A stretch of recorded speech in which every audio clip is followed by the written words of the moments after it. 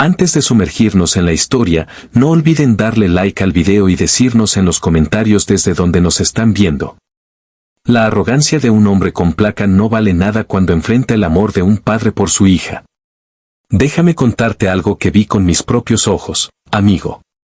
Algo que cambió todo en nuestro pueblo para siempre. Yo era el dueño del salón Golden Star en Red Creek, y esa noche de septiembre del año 1874 serví los tragos que precedieron al duelo más rápido que estas tierras jamás presenciaron. El Marshal Sarras Río era la ley en Red Creek, pero también era un maldito abusador, un hombre que usaba su placa como escudo para humillar a quien se le antojara. Esa noche eligió a la persona equivocada, Elena Cortés, una dulce muchacha de apenas 19 años que trabajaba sirviendo mesas en mi establecimiento. Hija única de un hombre que nadie conocía realmente. Un mexicano silencioso que llegó al pueblo 2 años atrás, siempre sentado en la mesa del rincón, siempre observando, nunca causando problemas. Pero esa noche, el Marshal Rayu cometió el error de su vida.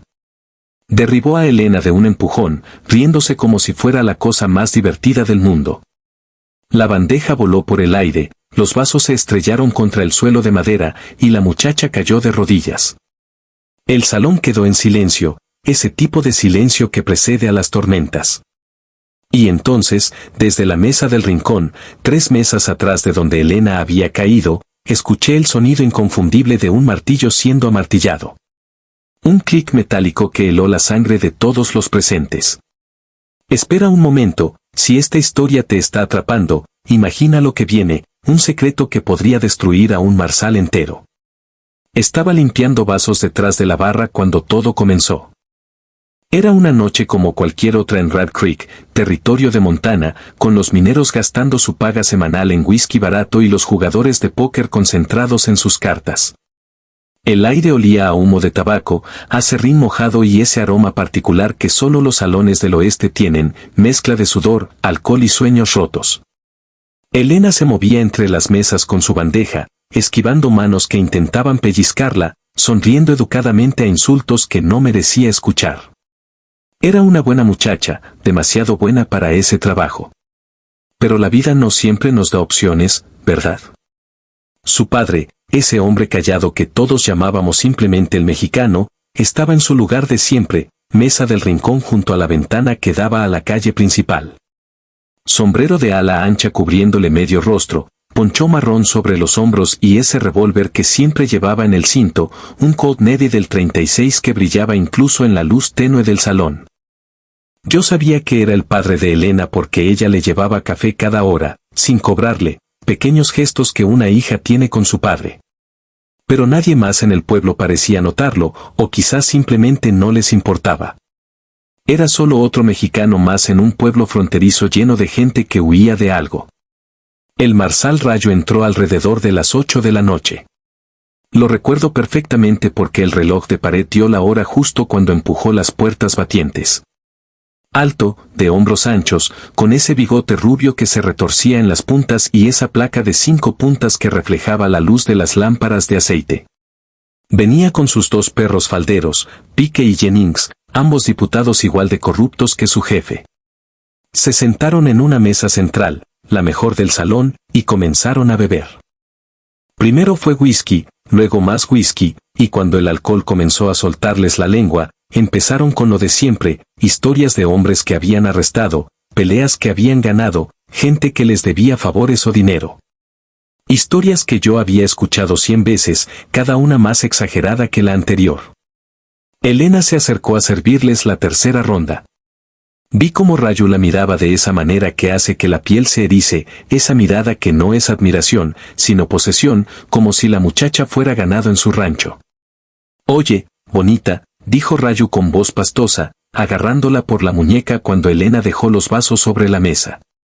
¿Por qué no te sientas con nosotros un rato? Te pagaré bien. Elena intentó soltarse con delicadeza. Lo siento, Marshal. Tengo que atender otras mesas. No te estoy preguntando, muchacha, te estoy diciendo. La voz de Rayu se endureció, y sus dedos apretaron más fuerte la muñeca de Elena. Vi cómo ella hacía una mueca de dolor. Desde mi posición detrás de la barra, eché un vistazo hacia la mesa del rincón. El padre de Elena no se había movido. El ala de su sombrero seguía cubriéndole los ojos, pero algo en su postura había cambiado, estaba más rígido, como un lobo que acaba de percibir el olor de peligro. Marsal, por favor, dijo Elena intentando mantener la calma. Mi padre está aquí. No quiero problemas. Rayo soltó una carcajada que hizo eco en todo el salón. ¿Tu padre, ese mexicano muerto de hambre del rincón? Se giró hacia donde estaba sentado el hombre. Oye, amigo, ¿te importa si le hago compañía a tu hija? El hombre no respondió, no se movió. Parecía una estatua tallada en piedra morena. Eso enfureció más a Rayo. Si había algo que el Marsal odiaba más que la desobediencia, era ser ignorado. Se consideraba el hombre más importante del territorio, y cualquiera que no le diera su lugar merecía una lección. ¿Me estás ignorando, mexicano?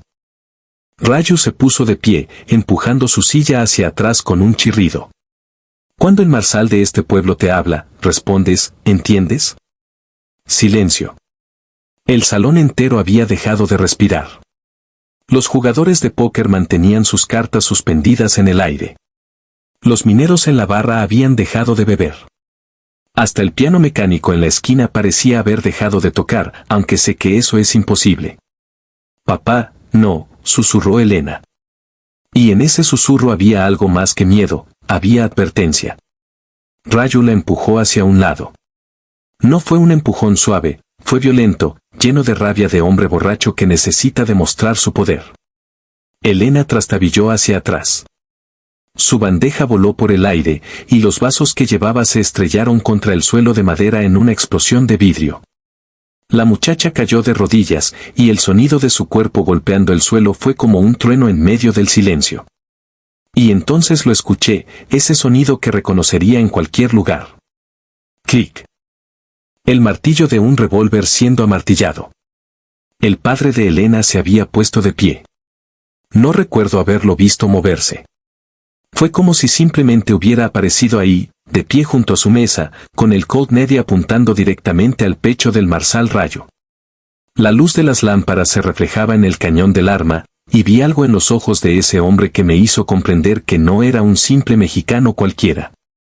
Esos ojos habían visto muerte, habían causado muerte. Te levantarás del suelo, mija, dijo el hombre con voz tranquila, sin apartar la mirada de Rayo.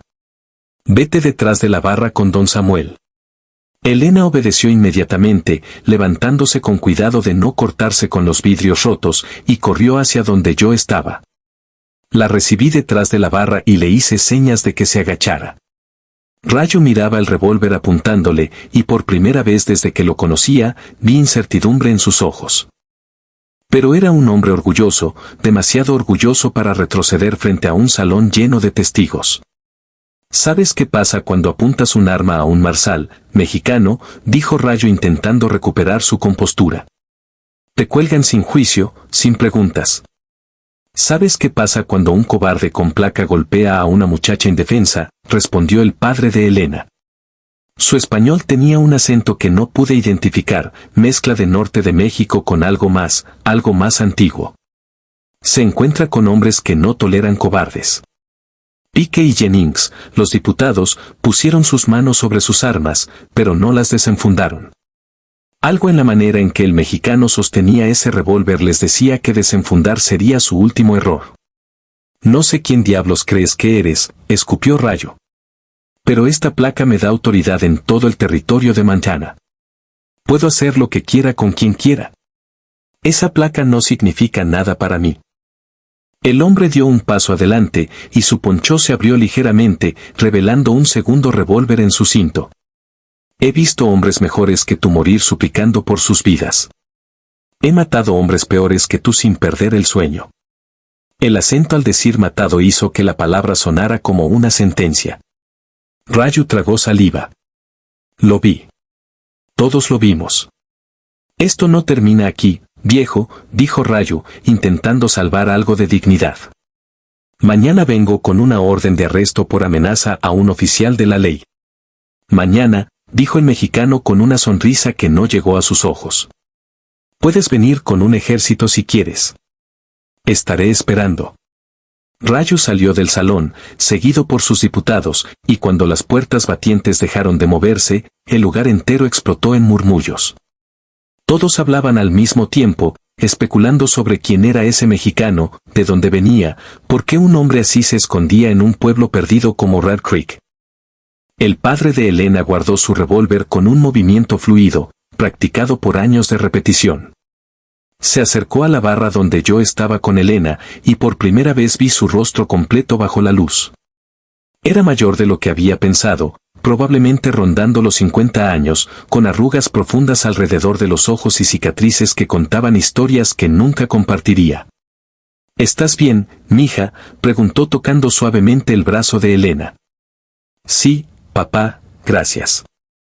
Elena lo abrazó, y en ese abrazo vi todo el amor que una hija puede tener por su padre. Me miró a mí entonces y extendió su mano. Perdón por el alboroto, don Samuel. Le pagaré los vasos rotos. Estreché su mano. Tenía un apretón firme, de hombre acostumbrado al trabajo duro. No se preocupe por los vasos. Se llaman daños del negocio. Hice una pausa. Pero debo advertirle, amigo. El Marsal Rayu no es hombre que olvide una humillación. Volverá y traerá problemas. El hombre asintió lentamente. Lo sé. Por eso mañana mi hija no vendrá a trabajar. La enviaré con mi hermana en Billings hasta que esto se resuelva. ¿Y usted?, pregunté. Yo me quedaré. Tengo un asunto que resolver con ese Marsal. La manera en que dijo asunto me hizo entender que estaba hablando de muerte. Elena lo miró con ojos llenos de lágrimas. Papá, no. Podemos irnos los dos, dejar este pueblo, comenzar de nuevo en otro lugar. No, mi hija. He pasado 2 años escondiéndome, 2 años viviendo como un fantasma. No voy a correr más. Acarició el cabello de su hija. Además, hombres como Rayu son como la hierba mala. Si no los arrancas de raíz, siguen creciendo y envenenando todo a su alrededor. Le serví un trago de mi mejor whisky, el que guardaba para ocasiones especiales. ¿Puedo preguntar su nombre, amigo? Su nombre verdadero, digo. El hombre tomó el vaso y lo olió antes de beber. Rodrigo Cortés. Aunque hace mucho tiempo, en otro lugar, me conocían por otro nombre. ¿Qué nombre? El Sombra de Sonora. Lo dijo sin arrogancia, como quien menciona el clima. Casi dejó caer la botella que tenía en la mano. El Sombra de Sonora. Había escuchado ese nombre antes, años atrás, en historias que los vaqueros contaban alrededor de las fogatas. Historias sobre un pistolero mexicano que trabajaba para los rancheros del norte de Sonora durante las guerras de tierras. Un hombre que podía matar a 3 hombres antes de que sus cuerpos tocaran el suelo. Un fantasma que aparecía en la noche y desaparecía con el amanecer, dejando solo cadáveres y leyendas. Pero esas eran solo historias, leyendas, el tipo de cosas que los hombres inventan cuando tienen demasiado tiempo y demasiado whisky. Excepto que el hombre frente a mí acababa de demostrar que algunas leyendas son reales. Pensé que el Sombra estaba muerto, dije en voz baja para que solo él pudiera escuchar. Lo está, respondió Rodrigo terminando su whisky de un trago. Murió hace 2 años cuando cruzó la frontera con una niña pequeña que necesitaba un padre, no un asesino. Miró a Elena con ternura. Pero parece que los muertos a veces tienen que levantarse de nuevo. Esta noche, después de que el salón cerró y los últimos borrachos se fueron tambaleando a sus casas, me quedé pensando en lo que había presenciado. Conocía al Marsal Rayu. Era vengativo, cruel y tenía el poder de la ley de su lado. No se detendría hasta ver a Rodrigo Cortés colgando de una soga o pudriéndose en una celda. Pero también había visto los ojos de Rodrigo, los ojos de un hombre que ha caminado por el valle de la muerte tantas veces que ya no le teme. Los ojos de alguien que ha matado no por placer, sino por necesidad, y que sabe exactamente cuando la necesidad vuelve a llamar. Al día siguiente, como Rodrigo había prometido, Elena no apareció para trabajar. Contraté a otra muchacha temporalmente, una viuda de un minero que necesitaba el dinero. El salón abrió como siempre, pero había una tensión en el aire que todos podían sentir. Rodrigo llegó al mediodía, se sentó en su mesa habitual, pidió café y esperó. No tuvo que esperar mucho. El marsal Rayo apareció alrededor de las 2 de la tarde, pero esta vez no venía solo con sus 2 diputados. Traía a 6 hombres más, todos armados, todos con esa mirada de tipos que disfrutan usar sus armas. Entre ellos reconocí a Dutch Morrison, un cazador de recompensas que había matado a más de 30 hombres, todos supuestamente por dinero de la ley, pero todos sospechosamente ricos antes de morir. También estaba Caleb Stone, un exsoldado del ejército que había sido expulsado por brutalidad excesiva contra los indios, lo cual es decir mucho considerando lo que el ejército considera aceptable. Rayo empujó las puertas batientes con una sonrisa de depredador. Rodrigo Cortés anunció en voz alta para que todo el salón escuchara, también conocido como el Sombra de Sonora. Estás bajo arresto por amenazar a un oficial de la ley y por crímenes cometidos en el estado de Sonora, México. Rodrigo tomó un sorbo de su café sin mostrar ninguna emoción. No reconozco tu autoridad sobre crímenes cometidos en México, marsal. Y en cuanto a lo de anoche, solo protegía a mi hija de un borracho abusivo. Borracho abusivo, repitió Rayo, su rostro enrojeciendo. Te voy a enseñar lo que le pasa a los mexicanos que insultan a la ley en mi territorio. Tu territorio, dijo Rodrigo, finalmente mirándolo directamente. Hablas como si fueras el dueño de este pueblo, pero yo he visto tu tipo antes, Rayo. Hombres pequeños con placa grande, cobardes que esconden su miedo detrás de otros cobardes con armas. Rayo dio un paso adelante, su mano moviéndose hacia su revólver, pero Dutch Morrison lo detuvo con un gesto. Tranquilo, marsal, déjeme hablar con él. Morrison se acercó a la mesa de Rodrigo, su mano descansando casualmente sobre la culata de su Remington. Escucha, viejo. No sé qué historias hayas escuchado sobre ti mismo, pero esos días terminaron. Ahora eres solo un mexicano viejo en un pueblo que no te quiere. Entrégate pacíficamente y quizás vivas para ver otro amanecer. Rodrigo lo miró como se mira a un insecto particularmente molesto. Dutch Morrison. 32 hombres muertos y mi memoria no me falla. Aunque escuché que al menos 10 de ellos estaban desarmados y que 3 eran muchachos menores de edad. Hizo una pausa. ¿Todavía tienes pesadillas con el hijo de Daniel Wedmore? El de 14 años que mataste en Colorado por 50 pesos. Morrison palideció. ¿Cómo diablos sabes eso? Porque hace 6 años conocí a Daniel Wedmore. Me contrató para encontrar al hombre que mató a su hijo. Le tomó 3 meses morir Whitmore.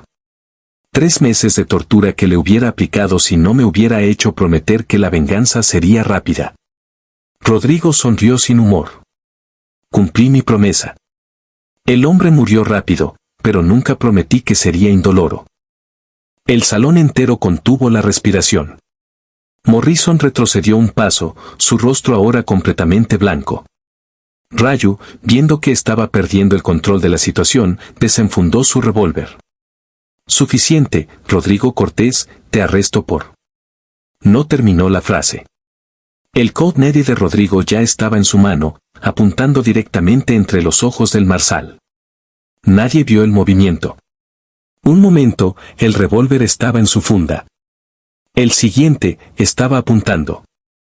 Antes de que digas algo que no puedas retirar, Rayo, piensa en esto, dijo Rodrigo con voz calmada. Hay 9 de ustedes y 1 de mí.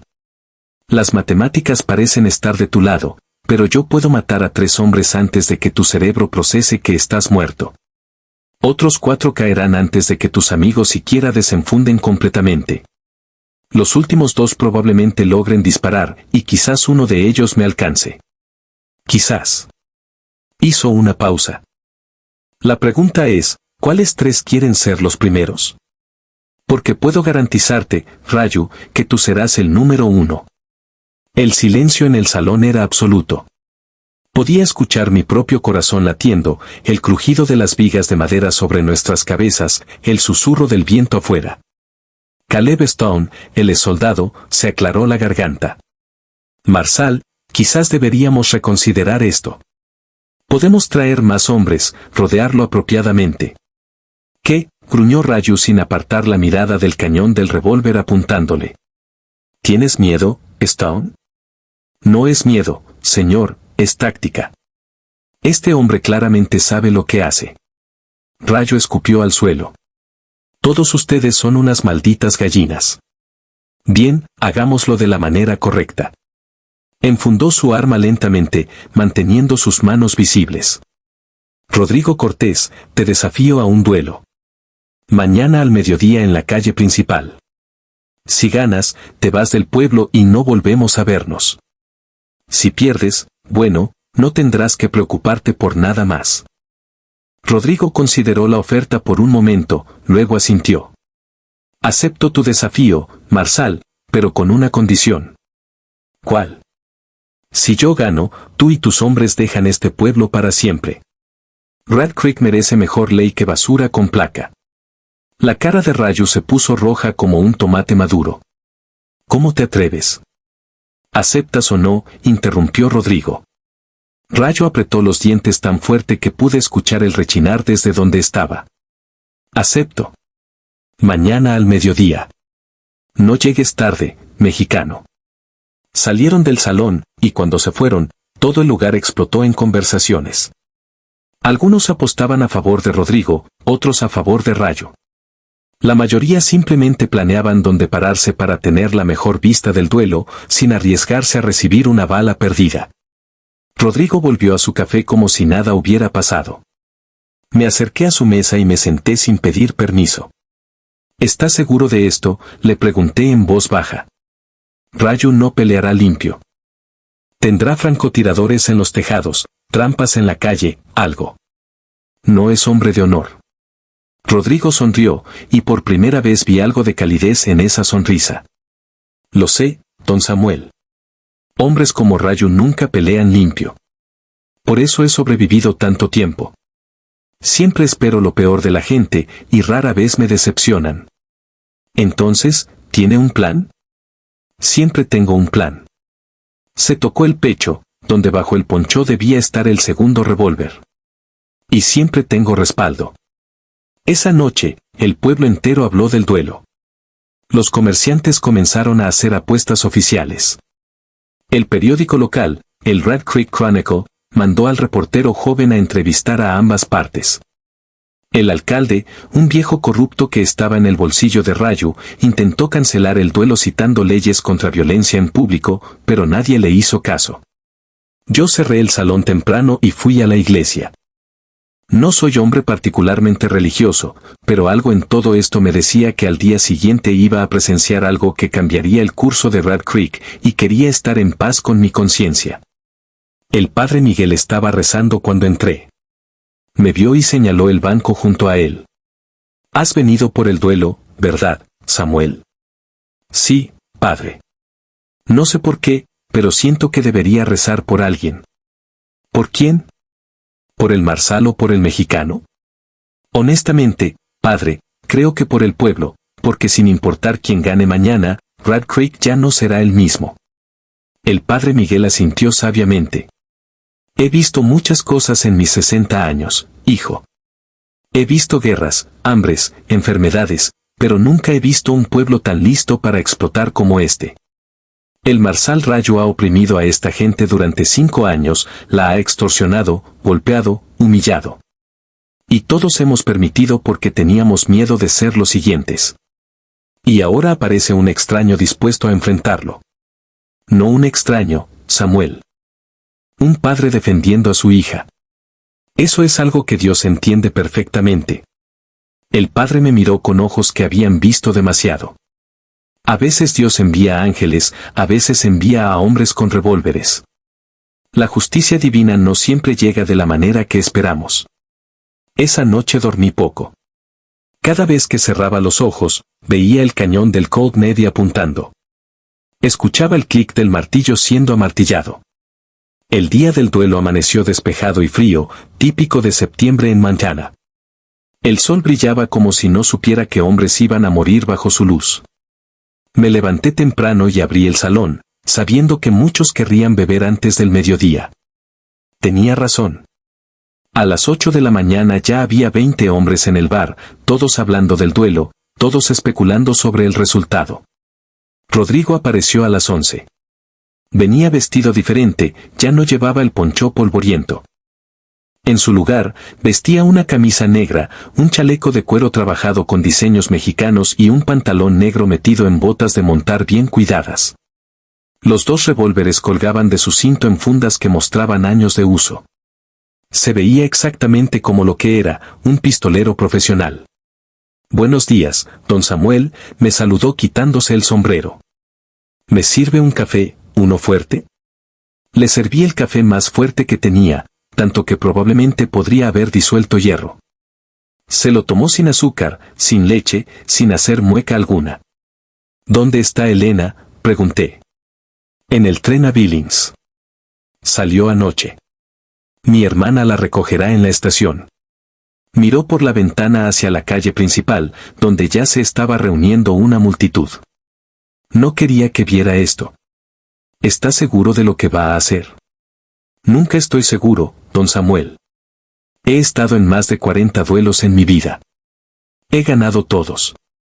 Pero cada vez que enfrento a un hombre con un arma, existe la posibilidad de que ese sea el día en que mi suerte se acabe». Terminó su café.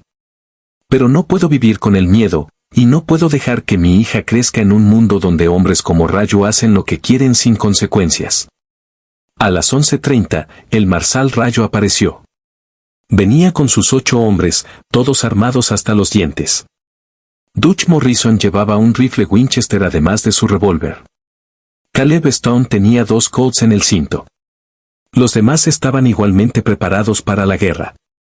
Vi algo que confirmó mis sospechas. 3 hombres se separaron del grupo y se dirigieron a los tejados de los edificios que daban a la calle principal.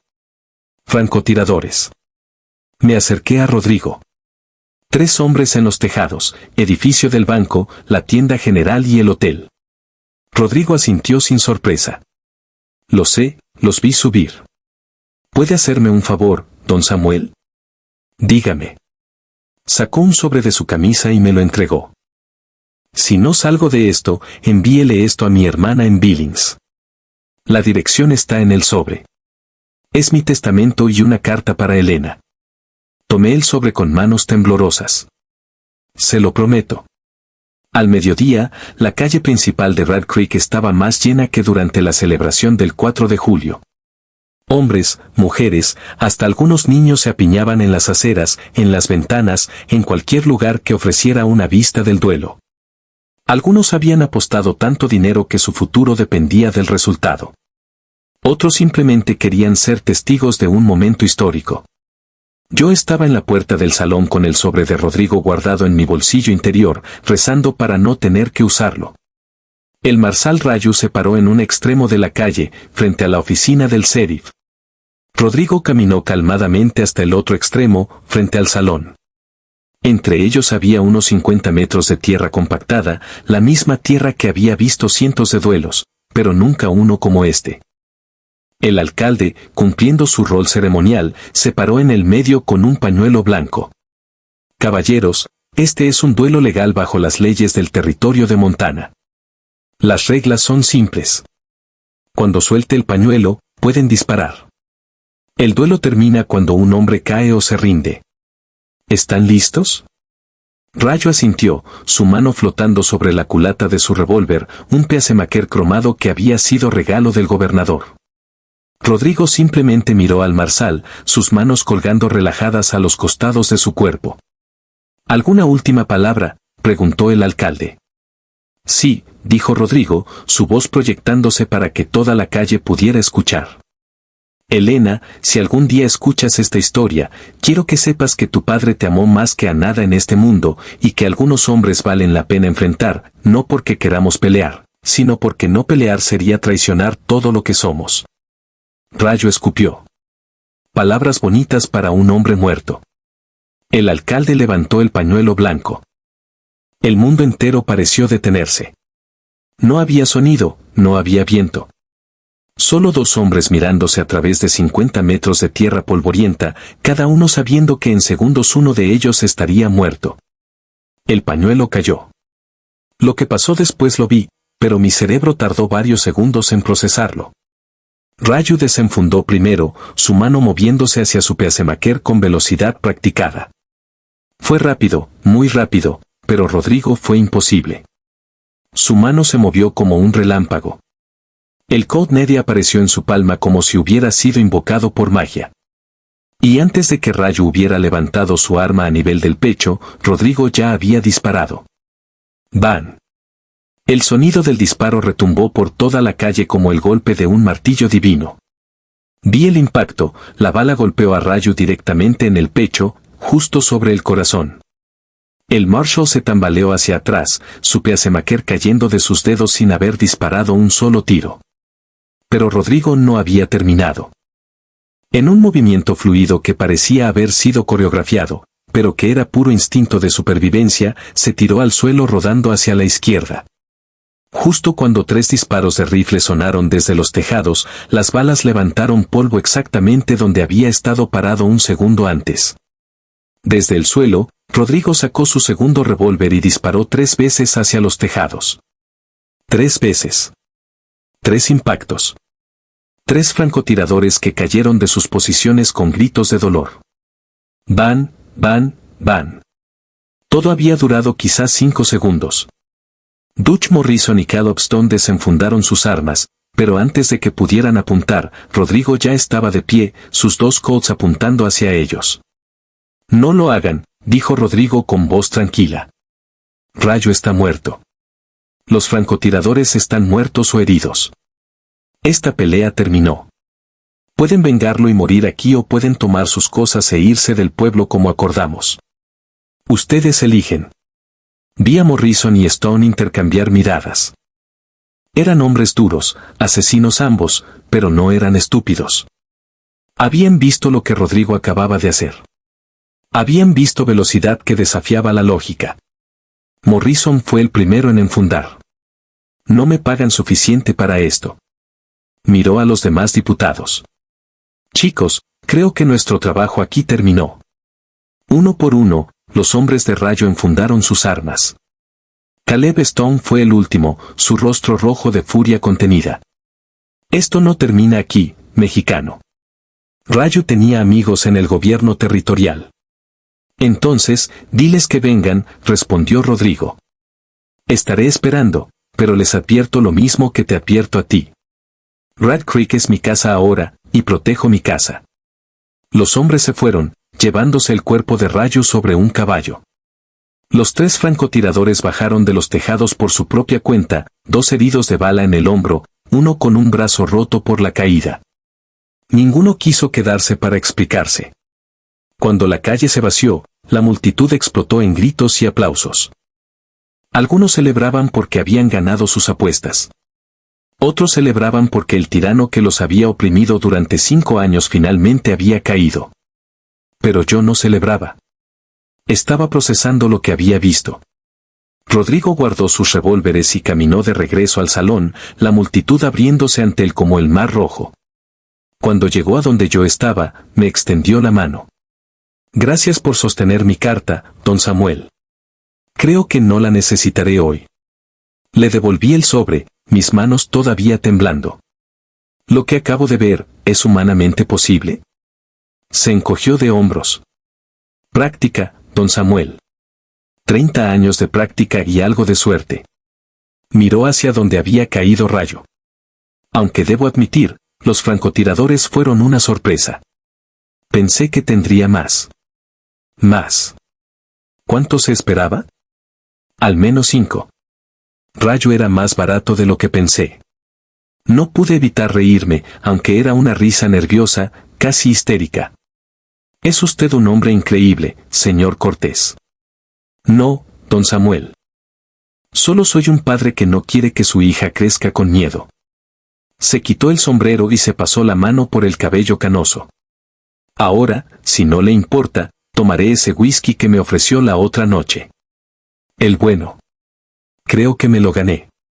Le serví una copa del mejor whisky que tenía, una botella de Bourbon de Kentucky que había estado guardando para una ocasión especial. Si esto no calificaba, nada lo haría. El resto del día fue un desfile de personas viniendo al salón a ver a Rodrigo, a estrechar su mano, a agradecerle por liberar al pueblo de Rayo. Cada persona tenía una historia de abuso, de extorsión, de humillación que había sufrido a manos del marsal corrupto. Martha Henderson contó cómo Rayo había matado a su esposo por resistir arresto, cuando en realidad su único crimen fue negarse a pagar protección mensual. Thomas Wei, el dueño del restaurante chino, mostró cicatrices de golpes que recibió porque Rayo no quería amarillos en el pueblo. La viuda Grayson reveló cómo Rayo había intentado forzarla a casarse con él, amenazando con quitarle a sus hijos. Historia tras historia de un hombre que había usado su placa no para proteger, sino para aterrorizar. Y Rodrigo escuchó cada historia con atención respetuosa, asintiendo, a veces poniendo una mano reconfortante en un hombro, pero nunca presumiendo de lo que había hecho. Al atardecer, cuando el salón finalmente se vació, Rodrigo y yo nos sentamos solos en la barra. ¿Sabe lo que es gracioso, don Samuel?, dijo mirando su vaso vacío. Vine a Rat Creek para escapar de la violencia, para darle a Elena una vida pacífica, normal, y terminé haciendo exactamente lo que juré nunca volver a hacer. Hizo lo que tenía que hacer, le dije. A veces la paz requiere violencia. Es una paradoja cruel, pero es verdad. Quizás no parecía convencido. O quizás solo soy bueno para una cosa, y no importa cuánto intente cambiar. Siempre seré el sombra de Sonora. Elena sabe sobre su pasado, quiero decir, sabe algunas cosas. Sabe que su madre murió cuando ella era bebé. Sabe que cruzamos la frontera huyendo de algo. Pero los detalles, negó con la cabeza. Los detalles son míos para cargar, no de ella. Esa noche, después de que Rodrigo se fue a dormir a la habitación que rentaba sobre la tienda general, me quedé en el salón pensando. Rat Creek había cambiado para siempre, no solo porque un tirano había caído, sino porque el pueblo había visto que era posible resistir, que la injusticia no tenía que ser tolerada simplemente porque venía con una placa. Los días siguientes fueron extraños. El gobierno territorial envió un nuevo marsal, un hombre llamado James Cooper, que resultó ser honesto y decente. Cooper investigó los crímenes de Rayo y descubrió que el marsal anterior había acumulado casi 10,000 pesos en sobornos y extorsión, dinero que fue devuelto a las víctimas. También investigó a Rodrigo, envió telegramas a México, a Arizona, a Texas. Las respuestas que recibió fueron variadas. Algunos decían que el sombra de Sonora era un asesino despiadado que debía ser colgado. Otros decían que era un héroe que había protegido a los pobres de los ricos corruptos. La mayoría simplemente confirmaba que el hombre había existido, había matado a muchos y luego había desaparecido hace 2 años. Cooper vino al salón una semana después del duelo. Rodrigo estaba en su mesa habitual tomando café, leyendo un libro en español que había comprado por correo. Señor Cortés, dijo Cooper sentándose sin invitación. Tenemos que hablar. Rodrigo marcó su página y cerró el libro. Dígame, Marsal. He investigado su pasado. Las cosas que he encontrado. Cooper negó con la cabeza. Técnicamente hay órdenes de arresto para usted en 3 estados y 2 países. Técnicamente, repitió Rodrigo. Pero también he hablado con la gente de este pueblo. Todos me dicen lo mismo, usted le salvó de un tirano. Hizo lo que yo debería haber hecho hace años si hubiera tenido el coraje. Cooper se inclinó hacia adelante. Así que aquí está mi oferta. Las órdenes de arresto son viejas. Los testigos están muertos o desaparecidos. Los crímenes fueron cometidos fuera de mi jurisdicción. Oficialmente no tengo razón para arrestarlo. ¿Y extraoficialmente?, preguntó Rodrigo. Extraoficialmente quiero que se quede en Rat Creek. Este pueblo necesita gente como usted. No pistoleros, sino hombres buenos dispuestos a hacerlo difícil cuando se requiere. Cooper extendió su mano. Quiero ofrecerle un puesto como diputado. Paga decente, respeto de la comunidad y lo más importante, legitimidad. Ya no tendrá que esconderse. Rodrigo miró la mano extendida por un largo momento. ¿Sabe lo que pasó la última vez que alguien me ofreció una placa, Marsal? Terminé matando a 12 hombres en una sola noche porque el hombre que me la dio resultó ser más corrupto que los criminales que perseguía. Yo no soy ese hombre, dijo Cooper firmemente. Y creo que usted lo sabe. Rodrigo finalmente estrechó su mano. Una condición. Mi hija no puede saber los detalles de lo que hago. Quiero que crezca viendo a su padre como un hombre de la ley, no como un asesino con placa. Trato hecho. Y así el Sombra de Sonora se convirtió en el diputado Rodrigo Cortés. Elena regresó de Billings 2 semanas después. Lloró de felicidad cuando vio la placa de su padre, cuando se enteró de que Rayu ya no era una amenaza, cuando supo que finalmente podrían vivir sin miedo. Volvió a trabajar en el salón, pero ya no como simple camarera. Le di una participación en el negocio, la hice socia. Era lo mínimo que podía hacer después de todo lo que había pasado. Los meses siguieron.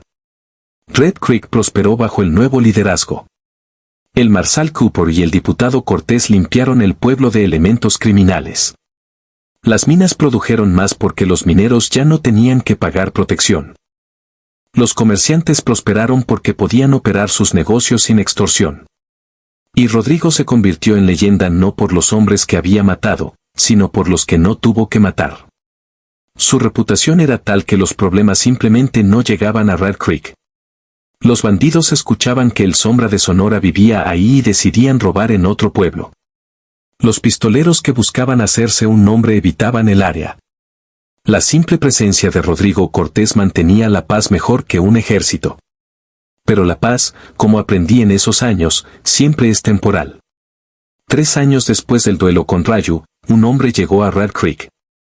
Alto, vestido completamente de negro, con una cicatriz que le cruzaba el rostro desde la frente hasta la mandíbula.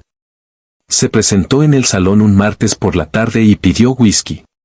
¿Está Rodrigo Cortés en el pueblo?, preguntó con acento que no pude identificar. ¿Quién pregunta?, respondí, mi mano moviéndose instintivamente hacia el rifle que guardaba detrás de la barra. Un viejo amigo. Su sonrisa no llegó a sus ojos. Dígale que Vicente Morales quiere hablar con él. Vi cómo Rodrigo se tensaba en su mesa. Se levantó lentamente, su mano descansando sobre su revólver. Vicente, han pasado años. 4 años, 3 meses, 18 días. Vicente se giró para mirarlo. Desde que me dejaste morir en aquella celda en Hermosillo. Te dejé con vida, corrigió Rodrigo. Que es más de lo que merecías después de lo que hiciste. Lo que hice fue seguir órdenes, las mismas órdenes que tú seguías. Vicente terminó su whisky de un trago. Pero no vine a discutir el pasado. Vine con un mensaje. ¿De quién? Del patrón. Te manda sus saludos y una oferta. Hay un trabajo que requiere tus habilidades. Paga 10,000 pesos. Oro. Rodrigo negó con la cabeza. No estoy en ese negocio. Ya no. El patrón pensó que dirías eso. Vicente sacó una fotografía de su bolsillo y la puso sobre la barra. Por eso me dio esto. Rodrigo tomó la fotografía y palideció.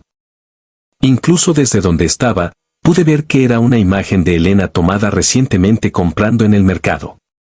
Si no aceptas el trabajo, dijo Vicente tranquilamente, tu hija tendrá un accidente muy trágico, muy doloroso y muy público. El silencio en el salón era absoluto. Todos habían dejado de fingir que no escuchaban. Rodrigo apretó la fotografía en su puño. Si tocas a mi hija, Vicente, no habrá lugar en este mundo donde puedas esconderte de mí. No tengo que tocarla. Solo tengo que decir una palabra y 10 hombres harán el trabajo. Vicente se puso de pie. Tienes una semana para decidir. El patrón te contactará con los detalles. Se dirigió a la puerta, luego se detuvo. Ah, y Rodrigo, no intentes desaparecer otra vez. Esta vez el patrón tiene gente vigilando cada salida del pueblo. Si intentas huir, tu hija muere antes de que llegues a la siguiente ciudad. Pero déjame contarte cómo terminó realmente esta historia, amigo.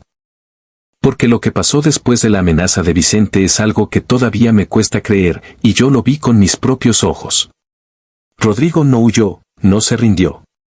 Hizo algo que nadie esperaba, convocó a todo el pueblo en el salón esa misma noche y les contó la verdad, toda la verdad sobre su pasado como el Sombra de Sonora, sobre los hombres que había matado, sobre el patrón que ahora amenazaba a su hija. He vivido entre ustedes durante 5 años, dijo ante la multitud reunida. He trabajado como su diputado, he protegido sus familias, he intentado ser un hombre mejor que el que era. Pero mi pasado me alcanzó, y ahora debo enfrentar lo que viene solo. Tonterías, dijo Martha Henderson poniéndose de pie.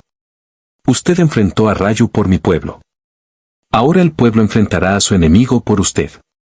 Uno por uno, los ciudadanos de Red Creek se pusieron de pie, el herrero, el doctor, el maestro de escuela, incluso el padre Miguel. Todos ofreciendo ayuda, todos dispuestos a pelear. Y así fue como Red Creek se preparó para la guerra. Pero esa, amigo, es una historia para otro día. Una historia que te contaré si vuelves a visitarme en el salón, porque algunas historias son tan largas que requieren varias botellas de whisky y toda una noche de conversación.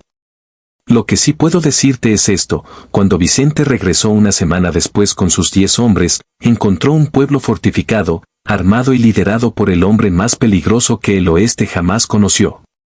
El Sombra de Sonora había vuelto, pero esta vez con un ejército detrás. Y el patrón aprendió lo que Raju había aprendido antes: nunca subestimes el amor de un padre por su hija, y nunca subestimes lo que un pueblo agradecido hará por el hombre que lo salvó. Así que si alguna vez pasas por Red Creek, Montana, detente en el salón Golden Star.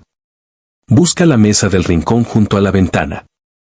Ahí encontrarás una placa de bronce que dice: en este lugar, el diputado Rodrigo Cortés demostró que la justicia no siempre llega con una toga, sino a veces con un revólver y el corazón de un padre. Esta ha sido mi historia, amigo.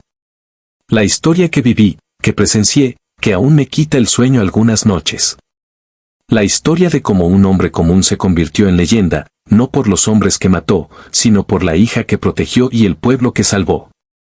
Me llamo Samuel O'Brien, dueño del Salón Golden Star, y esta es la historia verdadera del diputado Rodrigo Cortés, también conocido como el Sombra de Sonora.